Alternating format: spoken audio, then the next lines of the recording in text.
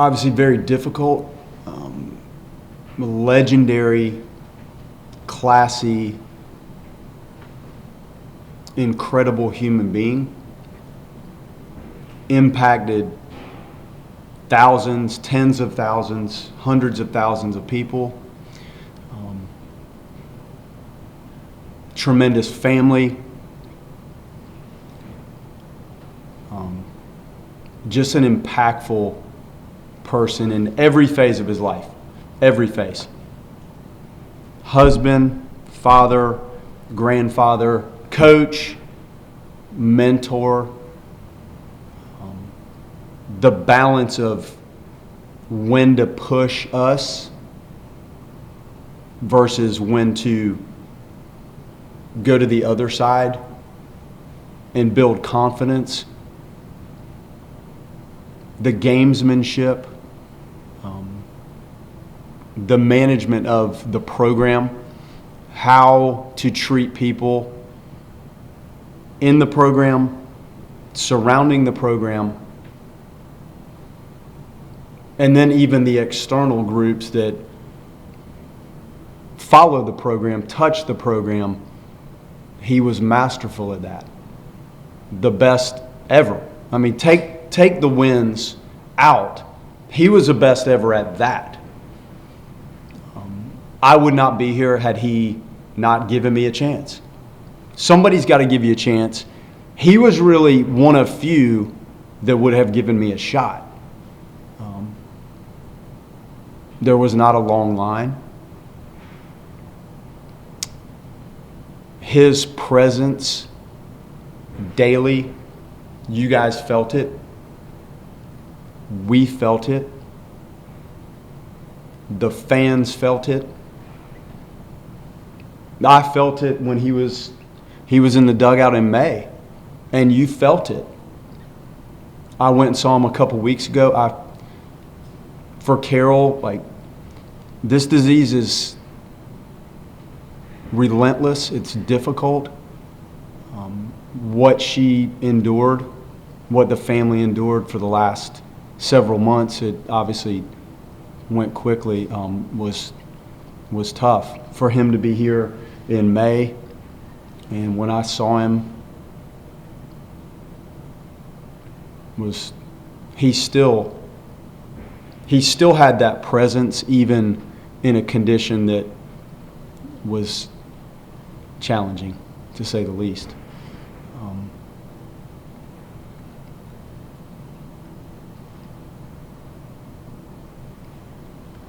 He was a competitive guy. He wanted to compete. Anything we did, you were competing. He loved to compete in this sport, golf. He was just there was that side, that edge to him that was always built to kind of find a way to come out on top. And he did. He was the best ever. But the dynamic nature with which he led us on the field, mentored us off the field, guided us in every phase of our lives. Whether he intended to do it, I don't think at times he intended to mentor us the way he did. I just think it was his nature.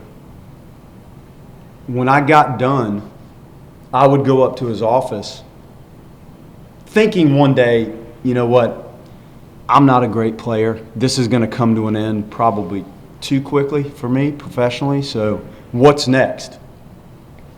And I spoke at the Capitol yesterday, and I interned in the Senate. I'm like, what am I going to do here, when this baseball ends? But I also would intern in his office just because I'd sit there and not leave. I just wanted to soak it up. And he probably looked at me at times just how long are you going to stay? But I would just sit there and try to soak up the knowledge and the presence that he had. And just a remarkable person. Coach, leader, father, spiritual, emotional person, trusted us.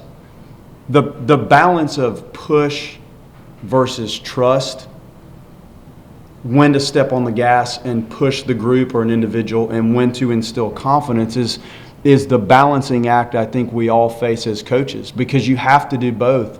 And I thought he was the best at that balance. And because of it, he made the game feel easy because of how he promoted things during our training and our workouts. But the class, the integrity, the way he treated everybody, he's the best. If you guys have questions, I could talk all night about him. Do you remember the first time you met Logan? I went to camp at Levy Park when I was probably 7 or 8 years old. My mom would drop me off. I loved it. Like the players, if I start to name the names, I'm probably going to leave people out that helped coach it at Levy Park. We'd have a hamburger, lunchtime, the snow cone truck would show up at the end. Man, I loved it. We'd slide on Friday, break out the hoses and slide. And this is all I ever wanted to do. Like, all I ever wanted to do was play for him on this field. That's it. From 8, 9, 10, we'd walk down. My parents lived 3 blocks away. We'd walk down here. I'd watch the games. It's all I ever wanted to do. So that was the first time. And then I played with Junior. Like, along the way, we'd play against each other and on all-star teams. We didn't go to the same school, but I think, just along the way, growing up, I was around him. I'd sneak into the cages and hit here, and I think he finally figured out I was jumping the fence to come in here and hit, which is fine. Maybe that helped me along the way, find a way to get here. And all I wanted to do once I was here was win a national championship for him. That's it. That's all I wanted to do. Love the teammates. Like, next week, I'm going to see some of these guys. That's what I wanted to do. Like, I wanted to walk off the field for him with that. And now I hope I can do it as the coach here. But when it all, from age 8 to age 22, wanting to play here and then wanting to win it for him there, like, it crushed me. My senior year crushed me walking off that field. For him. For him.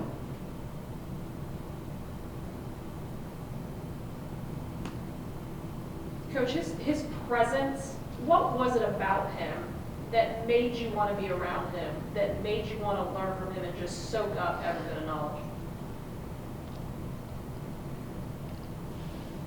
Well, from a tactical and information standpoint, you knew that this was a different level of thinking about the game. Like, he had it.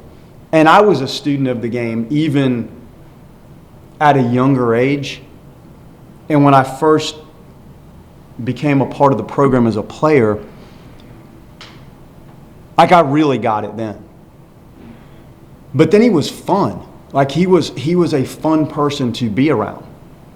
And 11 on the field, when you saw 11 out, like on the concourse or out on your way to practice or in the morning or something, it was that balance that made it fun. Because he wasn't the same person out there that he was when you caught him outside. Like, he was fun. He was fun. He always made a point, like, my parents, my wife, my kids. He always remembered them and asked about him. And it wasn't just to ask about him, like, he really cared and wanted to know. So I think when you lump it all together, it's just every facet of him made you comfortable when you're around him and you just want to be around him. I wish I'd played golf with him. I don't think one time I would have liked to just do that. A round of golf, let's go. Because I think that would have been the ultimate in fun and how much he liked it. Since the announcement, there's been a huge outpouring on social media in particular. A lot of people people who met him once had a Mike Martin story. What is it about him? It seems like he had a knack to just treat everybody the same, make everybody feel special. He did. He had it. He had it. Like, it's hard to explain it, but he had the charisma, the presence, the look, the way he carried himself. It was it. He had it. Like, if people say, I think imitation is the most sincere form of flattery, every one of the players that walks in here next weekend can imitate him. And it's because you like him so much that you almost created the things he told you. You wanted to say it in his voice. And I think that says a lot about what we thought. And I finally got to the point, he laughed. I finally talked like him to him. And that was when I was finally comfortable enough to actually do it. But that was kind of a fun moment. And he couldn't stop laughing, so it was good. Coach, yesterday at the Capitol, you said a couple words in your speech about Coach Martin, and that was probably an hour or two before the announcement came out. One, were you aware at the time that he had passed, and if not, can you tell us about that first moments when you found out? I did not know at the Capitol, and I really don't know when that happened. You felt an emptiness because this stadium, this city, like, you feel that he's ingrained in this. So it hits you hard when you realize that he's in a better place, no doubt. But when you realize that presence and that feeling is no longer physically going, it's not going to be here, that's what hit me. I know this was tough. This is a tough disease. And I know it was very difficult on Carol. That's what I thought about the most, is there's an emptiness here, and what she has been through. I mean, just thoughts and prayers. I'd tell her that as often as I could, and still do. That was difficult. It was hard, and she was there every minute that she could be by his side. But it was a hollow, empty feeling, like to look at the scoreboard and see his picture there and his name, knowing that he's not going to, step foot in here again was very difficult. On that aspect, was it harder to have the scrimmage, just to go practice and come out here, or was it just knowing what he wanted, was that a motivating factor? He would 100% want us to practice.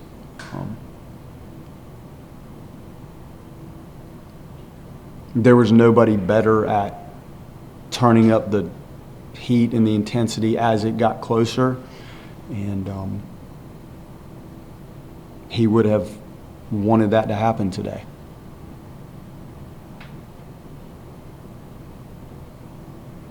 I feel for Carol, Junior, Mary Beth, Melanie, on what they went through for the last several months. That's what's on my mind as much as practice, anything else, because I know that's tough, and I saw it, and I'm so thankful I went to see him a couple weeks ago. I wanted to go, and I'm glad I did.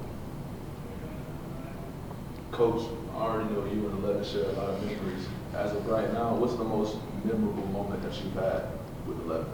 Would you like to share with us?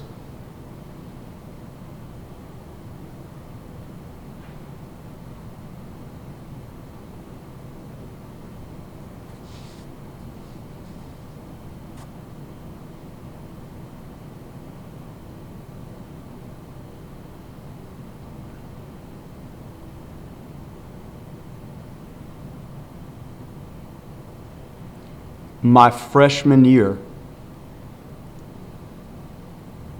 I don't think he'd ever put a freshman at shortstop in his career coaching here. And I was that. And when we punched our ticket to go to Omaha, and we were coming off that field, and I hugged him, and he looked at me, and he said, "We're going back." And he looked at me like, I finally felt like I helped that guy reach that goal, and he looked at me in the eye, and like that meant so much to me at that moment right here.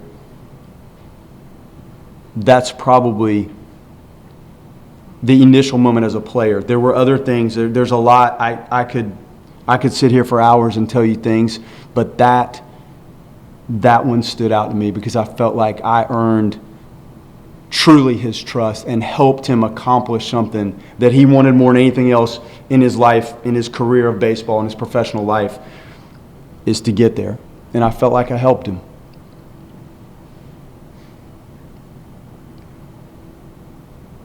Okay. Thank you. Yep.